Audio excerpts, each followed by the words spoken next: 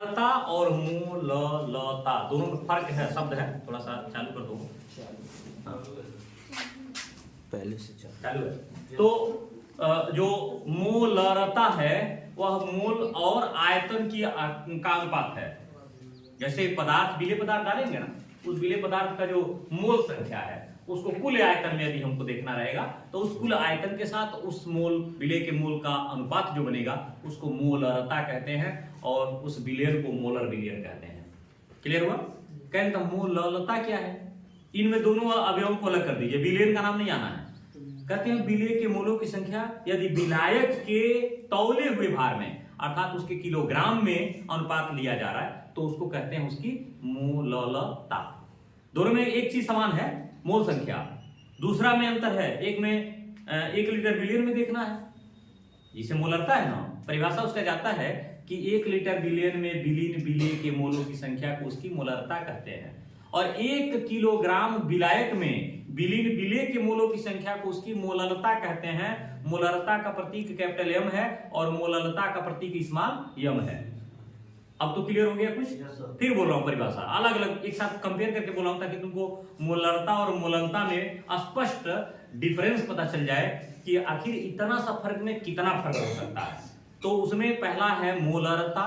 मोलरता में परिभाषा है कि 1 लीटर विलेय में, यानी विलेय विलायक दोनों एक में मिल गया है, 1 लीटर विलेय में विलीन विलेय के, विलीन समझते हो ना, भूला हुआ, विलीन विलेय के मोलों की संख्या को उसकी मोलरता कहते हैं और उस विलेय को मोलर विलेय कहते हैं।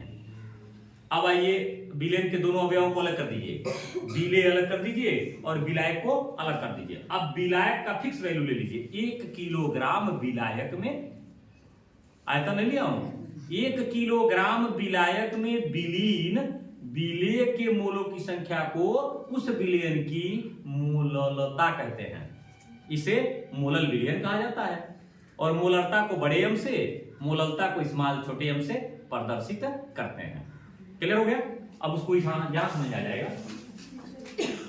पहला मैंने कहा मोलरता, इसको अंग्रेजी में मोलरिटी कहते हैं और इसका सूत्र है परिभाषा के आधार पर विलेय के बातें मोलों की संख्या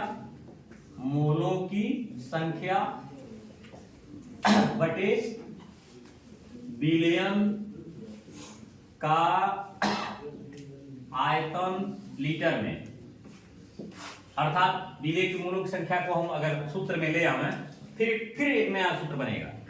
हम डायरेक्ट मोलों की संख्या पाएंगे नहीं, कोनो चीज हमको तौल के ही मिलेगा, गिन के नहीं मिलेगा। हाँ ये इतना मोल है, 3 मोल 4 मोल 5 मोल नहीं मिलेगा, हमें मिलेगा 5 ग्राम 10 ग्राम 15 ग्राम विलेय लिए। अब है हो सकता है कि उस पदार्थ का नाम बता दिया गया हो, जैसे ग्लूकोज बता दिया जाए, सुक्रोज बता दिया जाए। कितने लोगों को सुक्रोज का सूत्र याद है? हाँ, और इसके अलावा किसी को याद नहीं था ना? चीनी खाना मत, तुम लोग बता दे रहे हैं, जब सूत्र में नहीं याद रहेगा तो कहाँ खाओगे? हाथ कहाँ उठाया नहीं हो? चलो गुड़ खाओ तब चीनी नहीं खाना तो। चलो ग्लूकोज का सूत्र बताओ, तब गुड़ खाने देंगे, तो वो नहीं खाने देंगे। हाँ ग्लूकोज का सूत्र बताओ। O11 O6, ये तो लैक्टोज का सूत्र है।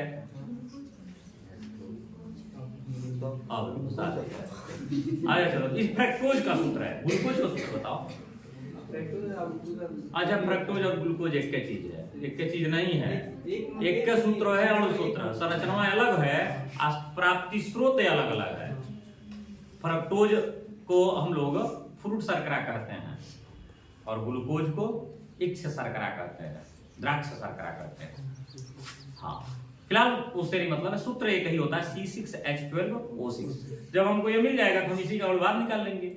इस अणुभार से जो तौला हुआ भार 80 ग्राम दिया गया था, हम 80 ग्राम ले लेंगे, यानी 80 ग्राम बटे अणुभार गुणे आयतन लीटर में। आयतन पता नहीं कितना बनाया गया है, 4 लीटर है कि 5 लीटर है, 2 लीटर है, पता नहीं कितने में हो सकता है। 100 ml बनाया गया हो, जब 100 ml बनाएंगे तो 1000 ऊपर ले आएंगे, गुणा करेंगे। और लीटर रहेगा तो नहीं गुणा करेंगे 1000 का, तो डायरेक्ट रहेगा ऊपर 1000, कोई गुणा नहीं होगा। समझ ली मेरी बात? तो इस तरीके से हमको तौला हुआ भार मिलेगा। तो मोल संख्या निकालने के लिए 2 तरीके होते हैं। एक तो मोल संख्या होता है कि हम उसके भार और अणुभार की तुलना से मूल संख्या निकालें। उसकी परिभाषा होती है कि किसी पदार्थ के द्रव्यमान यानी मोलर द्रव्यमान में उपस्थित तौले हुए भार को उसकी मूल संख्या कहते हैं। अब नहीं, अभी स्पष्ट नहीं हुआ तुम लोग, फिर बता रहे हैं। किसी पदार्थ के तौले हुए भार और उसी पदार्थ के अणुभार के अनुपात को मूल संख्या कहते हैं। क्लियर हो गया होगा। पहला वाला जो बोले थे वो टेक्निकल परिभाषा था कि किसी पदार्थ के मोलर द्रव्यमान में उसके तौले हुए भार को उसका मूल संख्या कहते हैं। उसको हम सूत्र में ला दिए। सूत्र में क्या ला दिए? मूल संख्या। यहां करते हैं मूल संख्या, और मूल संख्या को W/M कहते हैं, जिसमें W क्या है? तौला हुआ भार है।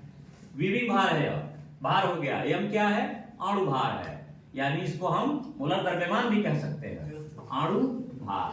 अब तो परिभाषा हो गया। इसको इंडिकेट किससे करते हैं? एल से। किससे इंडिकेट करते हैं?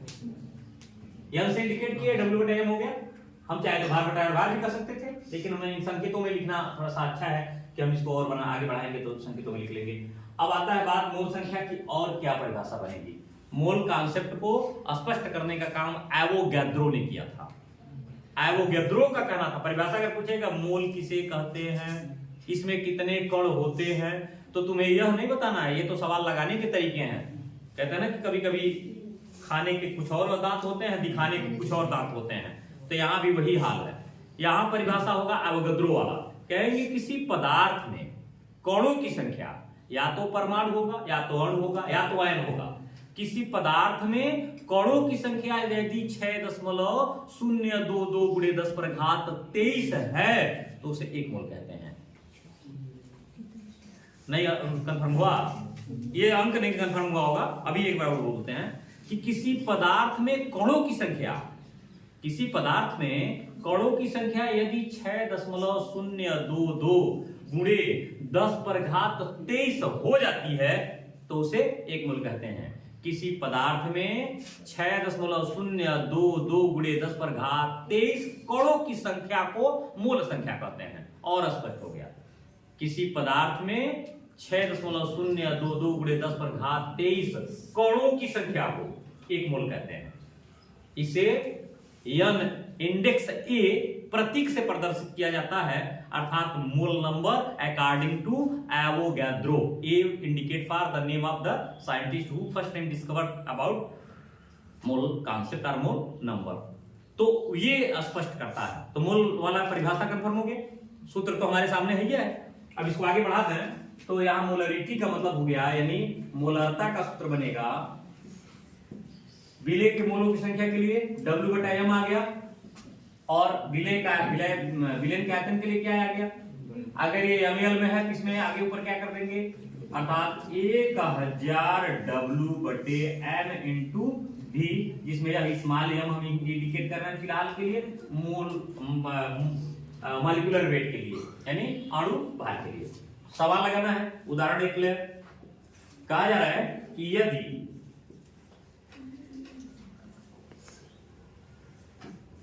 सोडियम हाइड्रोक्साइड के 4 ग्राम को जल में घोलकर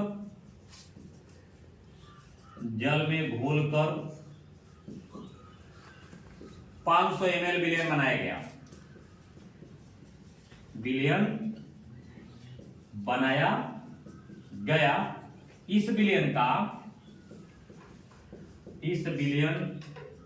की मोलरता ज्ञात कीजिए। मोलरता ज्ञात कीजिए।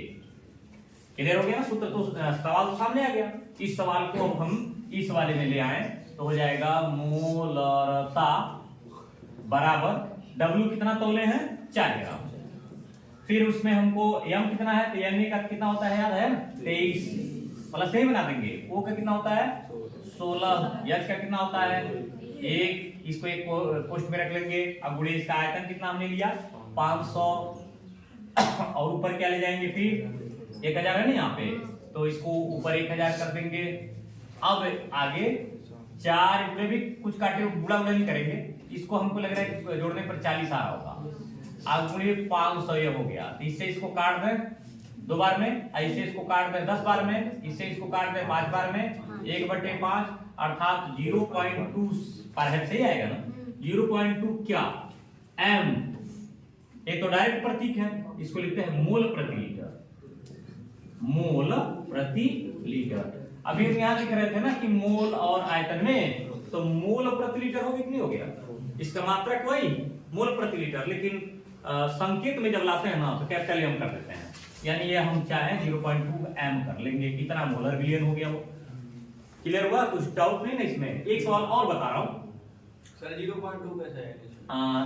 1 को 5 से मुझे काटना है, पॉइंट लगाएंगे, इतना करेंगे, 5 दूनी 10 करेंगे, कट जाएगा, तो 0 हम अपने पास से लिख लेते हैं, इसलिए 0.2 ही लिखना पड़ा है। क्लियर हो गया ना। तो ये इतना इसका वैल्यू आ गया। 1/5 जो होता है ना वह 0.2 ही होता है, और 1/2 जो होता है ना वो 0.5 होता है। 1/2 मतलब आधा, 0.5 मतलब आधा। दिमाग में आ रहा होगा 1/5 होता है आधा है, आधा नहीं है, 5वां हिस्सा है। हाँ, 1/2 मतलब 2 हिस्सा होता है। तो यहाँ एक सूत्र और एक्सरसाइज में लाते हैं, एक एग्जांपल और देते हैं। अगर इस बार हम सोडियम हाइड्रोक्साइड की जगह पोटेशियम कार्बोनेट ले लें, potassium carbonate K2CO3, potassium carbonate के 20 ग्राम को घोलकर 250 ml विलयन बनाया गया,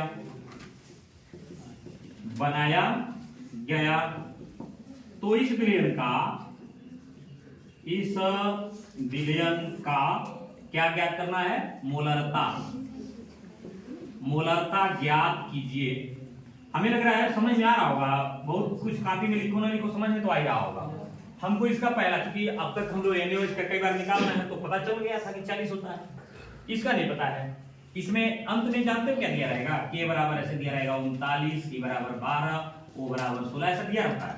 यदि ये सवाल में ऐसे दिया रहता 100%, ठीक है। सीए का 40 होता है, के का 40 नहीं होता है, याद रखना। तो यहां अब हमको निकालना है, तो लिखेंगे K2CO3 का अणुभार बराबर कितना हो जाएगा, 2 गुणे 39 धन 12 गुणे 3 गुणे 12 धन 3 गुणे कितना 16, तो 18 78 हो जाएगा। 12 48 इसको जोड़ेंगे तो कितना हो जाएगा, 18 के 8 ना, अरे 8 2 10 8 18 के 8, इसलिए 4 1 5 1 6 8 6 7, यानी इसका वैल्यू हो गया 138। क्लियर। चलिए अब मोलरता निकालते हैं। यहां से मोलरता बराबर W/m इंटू V, अगर ml में दिया है तो 100 पहले ही 1000 मल्टीप्लाई कर लीजिए, ऊपर यहाँ दिया हुआ है 250 ml में। कुछ चीजें याद रखनी पड़ेंगी कि हम क्या करें वहां। अब लीटर में दिया रहता तो नहीं हम 1000 का गुणा करते, अभी बोल ही रहे हैं भाई, हमें इसे लीटर में हमें बना के ही जाना है। तो W की वैल्यू हो गई यहाँ 20, 1000 का गुणा कर दिए, m का मान हो गया 129 गुणे यहाँ को आयतन मिल गया 250, काट देंगे तो कितना जाएगा 4। अगर अब उसके बाद 4 से तो हमको नहीं लग रहा है कि कटेगा, 4 2 से कटेगा ना, तो इसको काटेंगे 6 9, इतना हो जाएगा ये 40/69, सही है। तो अब 40 को काटना है।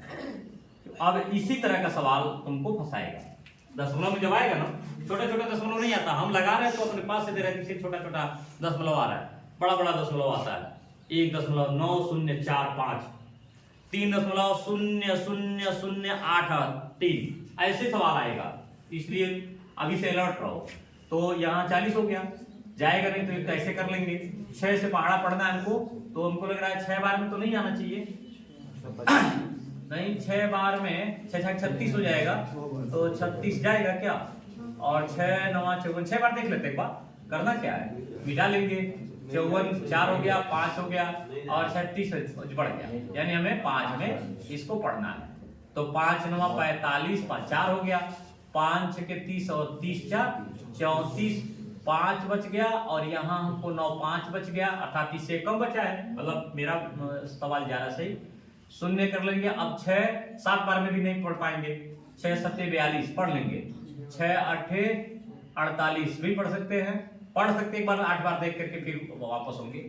तो 8 9 72 ना, 72 7 हो जाएगा, 8 छके 48, 48 और 7 कितना होना चाहिए 55, 48 7 55, मतलब एग्रीगेट 2 अंक का डिफरेंस आया है। हमको आगे भी जाना है, इसके आगे जाते हैं ना तो ये 7 होता तो अगला वाला 5 से ज्यादा ही गेन होता।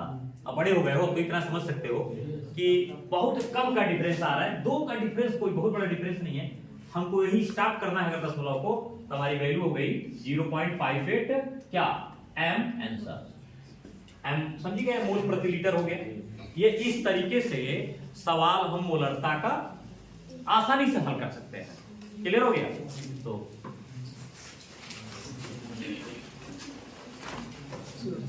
जन्माष्टमी से आएगा ना,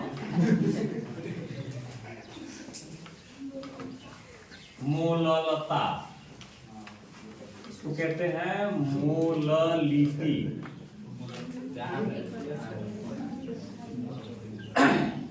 मोललिटी में फर्क ज्यादा नहीं है, बस इतना ही है कि इसमें विलेय के मोलों की संख्या लेना है।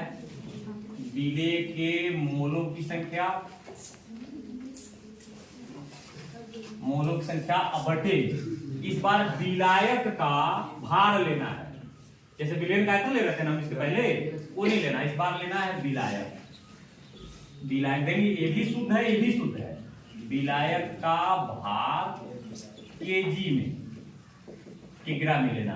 ग्राम में अक्सर दिया रहता है वो भी, तो उसको करने के लिए ऊपर क्या करेंगे 1000 का गुणा कर लेंगे। यहाँ होता है W/m, याद है ना, यान का मान बताए थे।